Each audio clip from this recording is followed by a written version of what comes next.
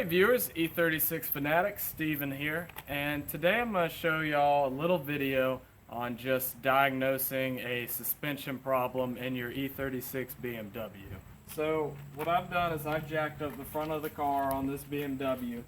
The issue with it is not only is it's really bouncy in the front here, it's really bouncy, but as well I've got a metal kind of ringing sound, a little metallic ringing sound coming from the front when I go over real small bumps and such.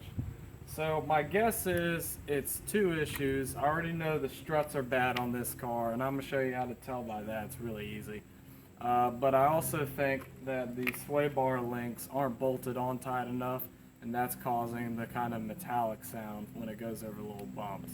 And this is a 318i, so it's a little bit easier to work on and work underneath.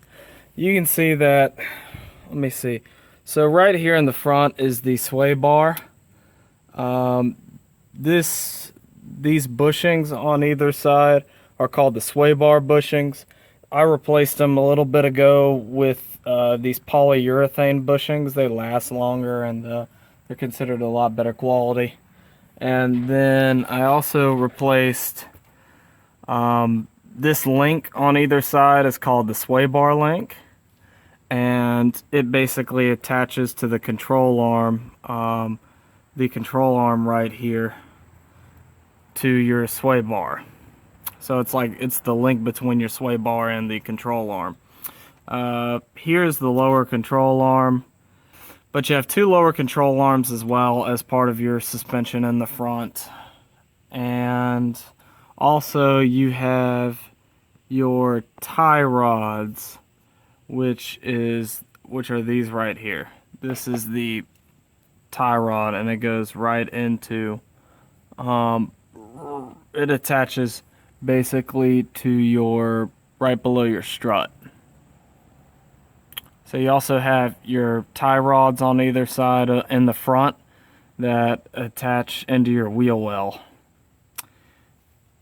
And also right here, I don't really consider this part of the suspension as much, but this is part of the steering rack right here. You can on either side it's busted, the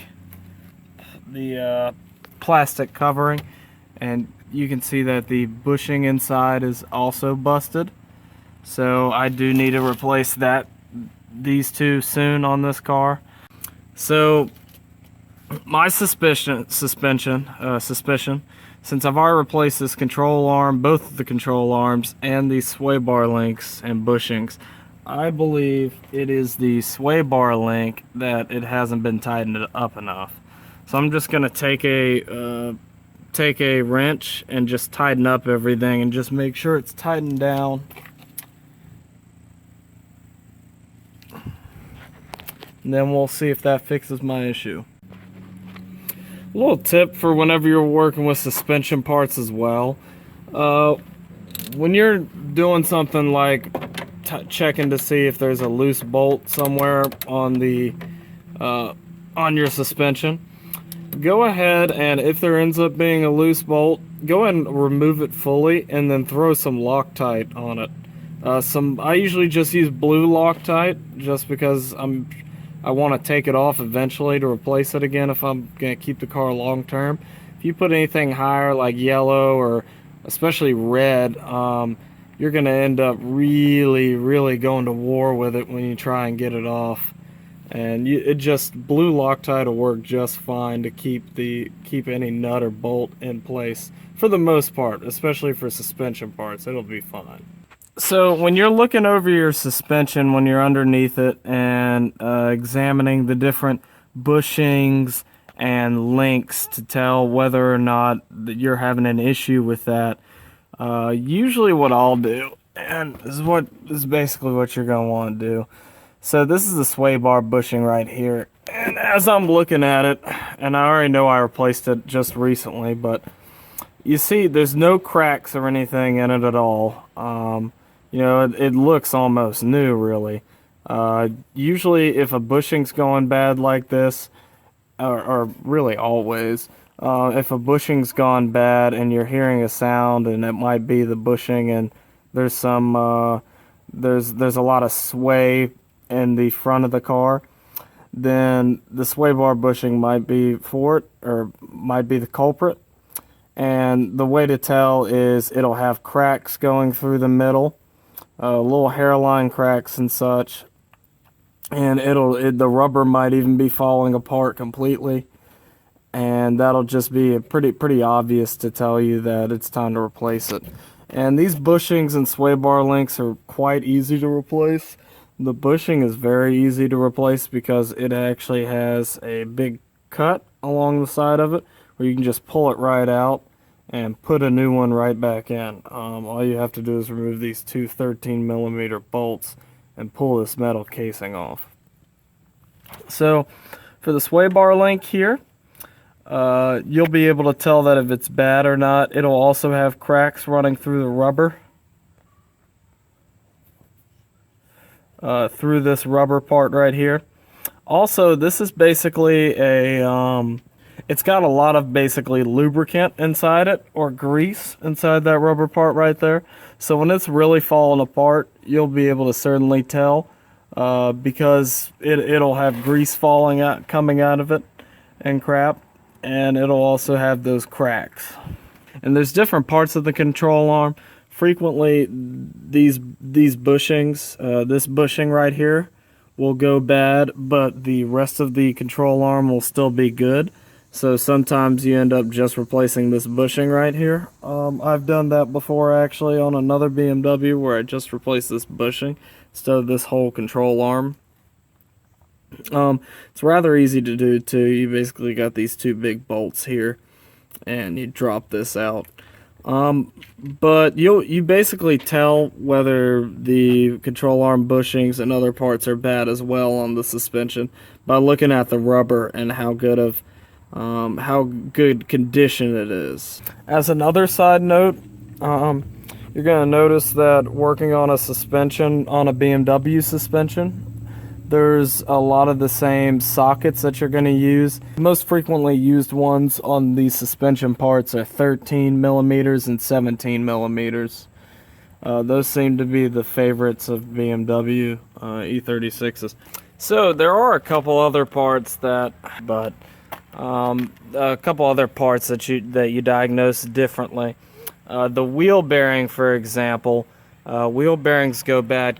Not really frequently, but they definitely go bad on these E36s. I've had to replace them before on BMW E36.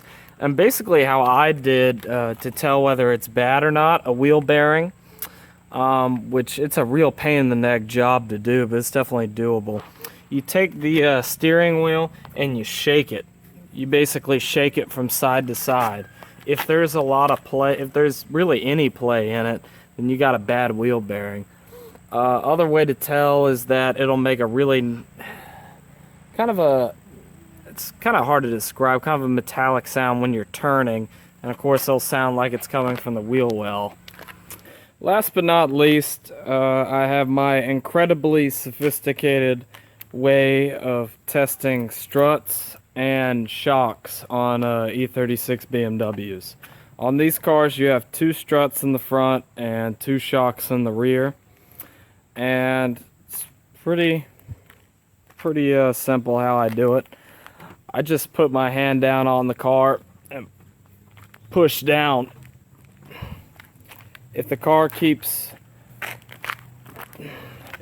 jiggles for a bit, like waves back up and down for a minute instead of going straight back up, your shocks are going bad, or your struts are going bad in the front. In the rear, I do the same thing. See how much it's bouncing?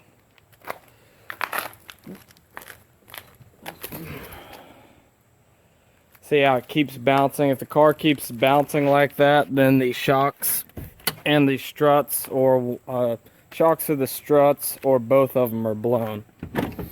And last thing I check, if I'm going to replace the struts, there's two other things that you replace with the struts if they're also bad.